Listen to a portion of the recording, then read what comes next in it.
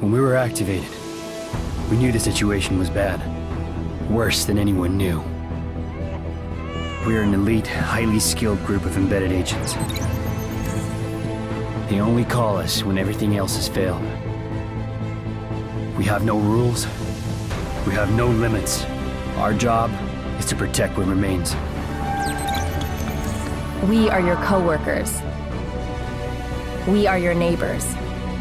We might even be your friends. But when we get the call, We leave everything behind. we are. The Division.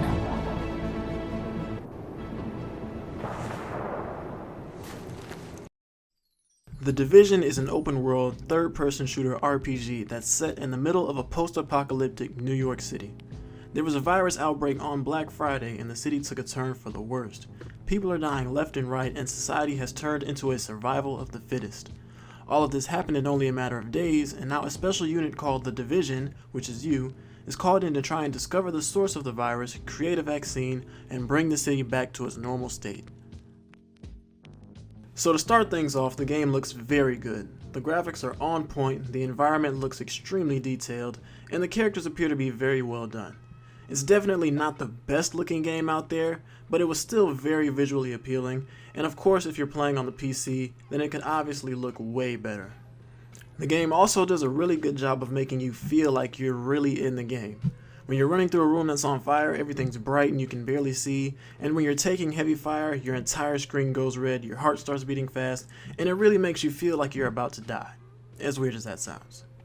There's also a time-based weather system that changes the weather periodically throughout the game. It can either work to your advantage, or it can work against you.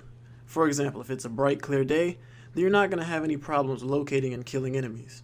But if it's a dark and snowy night, then your visibility will be extremely hindered and you're going to have a hard time seeing what's in front of you. I was very pleased with the character customization options available in The Division. When you start the game, you're able to choose between male or female, skin color, hair, and markings which include scars, war paint, and tattoos.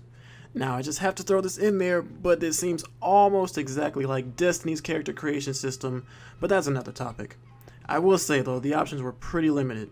It seems like the type of game where I would want to spend a lot of time making my character just right, so I do wish there were a few more options, but overall, I was still very pleased. The characters look very detailed, and I'm glad they took the time to implement a good level of diversity in the choices. I'm finally not forced to fight all of my battles as a white guy with blonde hair. Each person has a set of gear equipped which includes weapons and armor.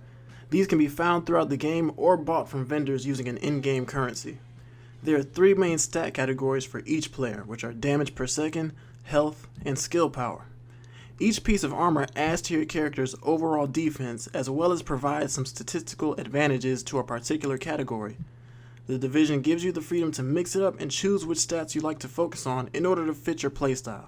Do you want your player to be a tank able to take heavy damage, or do you want to be super strong and able to mow people down with no problem?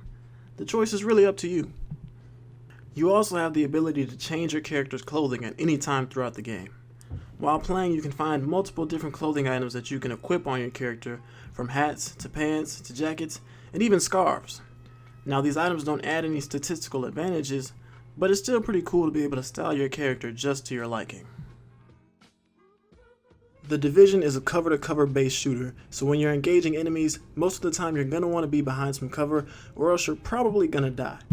The Division does a great job with the controls so that it's easy for you to get into cover and move between cover without exposing yourself too much. While you're in cover, just look at another section of cover, hold X or A if you're playing on the Xbox One, and your character will automatically move to that spot with minimal exposure. I like this because strategic play is awarded, however in some tense situations you may find it difficult to get your character to get into cover properly or get them to move where you want them to, and sometimes the controls just flat out don't work. You'll swear you're pressing X to get into cover or trying to use a med kit, but nothing happens and you end up dying. It can be pretty annoying, but I wouldn't say it's a game-breaking issue. Overall, I would say the controls are well designed. As we talked about earlier, The Division is an open-world RPG style game, and the city is huge.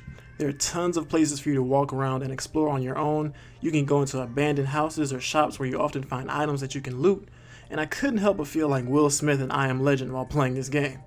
However, just a heads up, you're going to be spending a lot of time in the beginning running around to different locations. It can be frustrating at times because the city is so big, but just hang in there because once you make it to a location for the first time, you'll then gain the ability to fast travel there to avoid the extremely long walks.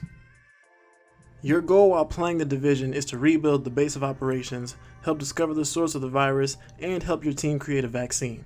To do this, you'll need to complete several missions, side missions, and encounters that will earn you points towards upgrading a specific section of the base of operations. Each time you upgrade an area, you unlock a new skill, perk, ability, or talent. The missions can become a bit repetitive, however they are fun, and they're also good for earning experience points to level up your character, finding some nice weapons and gear, and they do provide a good challenge, although the AI doesn't seem too bright at some times.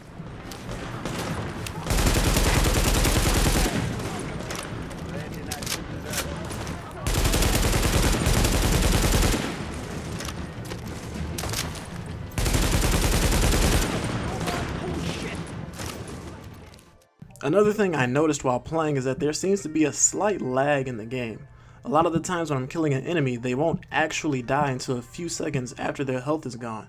That makes it kind of hard to judge when an enemy is actually dead and you can move on to the next target. Now this could be a connection issue since the game is always online, however I still felt I should point it out. Everything you do in The Division can be done solo or with friends.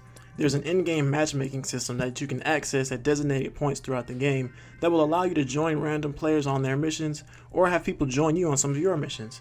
You can also invite your friends to accompany you if you'd rather play with people you know. All you have to do is invite them to your group in-game and they can fight right alongside you and help you complete all of your missions. The bread and butter of the multiplayer experience, however, is the Dark Zone. The Dark Zone is a multiplayer-only area where players can work together or compete head-to-head in the hopes of finding high-end gear like weapons or armor that can be used in both the Dark Zone and regular missions.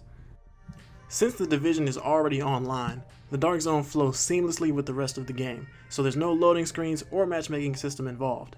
Once you enter the Dark Zone, PvP is enabled and there's also AI enemies for you to fight off and hopefully collect some nice loot from. Other players in the Dark Zone are labeled as non-hostile agents, and if you attack one of them, you're then marked as rogue and other players can see your exact location, hunt you down, and kill you. So I wouldn't recommend attacking anyone unless you're packing heavy heat or you're rolling with a big group of friends. The Dark Zone also has its own separate rank progression system, and you gain experience points from killing enemy AI or other rogue players. You can also lose experience points if you die, which can result in dropping a rank if you're not careful. If you kill another player in the Dark Zone, you can then take any loot that they have on them at the time. So yes, this means that if someone kills you, they can take your loot too. So watch out because you may think you found a friend in the Dark Zone, but keep in mind at any moment they can turn on you, kill you, and take all your loot.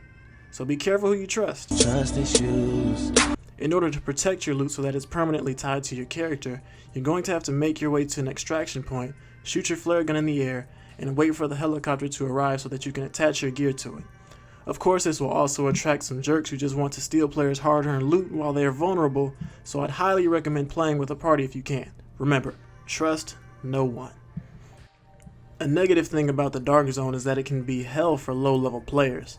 When I first ventured into the Dark Zone, I was a level 1, and I was constantly met with enemies that were level 14 and above, and they would slaughter me. So if you're new to the Dark Zone, try and bring a friend, or just play it really careful.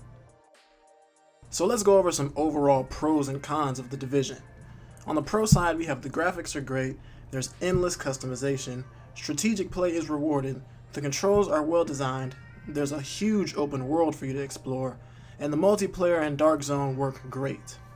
As for the cons, the character design is slightly limited, there's occasional control malfunctions, the game requires a lot of running in the beginning, the game also seems to lag slightly, and the Dark Zone can be really difficult for low-level players.